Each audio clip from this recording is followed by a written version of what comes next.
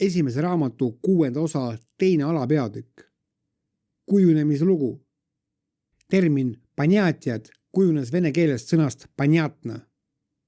Tõlkes tähendab see arusaadav, sain aru. Panjatjad tähendab seega arusaamad.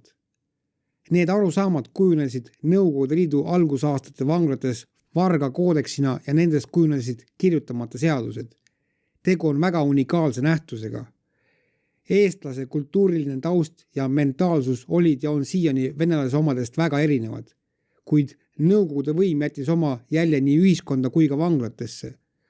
Kogu liidu avarustest tulid Eestisse elama ja tööle erinevad rahvad, enamuses venelased. Nendest sattus ka pahuksisse seadustega ja lõpetades vanglas. Samuti toodi Nõukogude Liidu vanglatest kurjategijad siia karistust kandma. Seetõttu oli kuni 1990. aastate lõpuni Vene vanglakultuuri mõju siinsetes kinnipidamisasutustes ilmne. Panjatjatele ladusid nurgakivi esimesed vargad seaduses. Pärast teist maailmasõda kujunesid vargad seaduses Nõukogude võimu veendunud vastasteks ja nendest kasvas kogu liidu kuritegeliku maailma domineeriv kultuur. Ka Eesti vanglates oli ellujäämiseks kasulikum see omaks võtta. Siinsetes vanglates panjatjad kehtisid, kuid kohandatud viisil. Vahe oli vaevu märgatav ja üldjoontes teenis sama eesmärki. Mitte ainult sisserändajad ei kujundanud siinsete vanglate eluolu. Ka eestlaste seas oli väga retsidiivsed ja jõhkrad kurjategijad, kes saadeti karistust kandma Nõukogude Liidu avarustesse.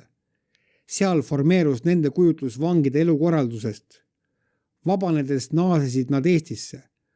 Uute kuritegude eest langesid nad kinni siinsetesse vanglatesse ja hakkasid integreerima kätteõpitud malle. Nagu eelpool öeldud, kehtisid panjatjad Eestis kohandatud kujul. Seetõttu peeti nii Nõukogude Liidus kui ka peale selle lagunemist Venemaal Eesti vanglaid punasteks tsoonideks. Päris seda need muidugi ei olnud, kuid sellegi poolest tuli Eesti vanglas viibinud isikul Venemaal kinni kukkudes oluliselt rohkem pingutada oma maine pärast.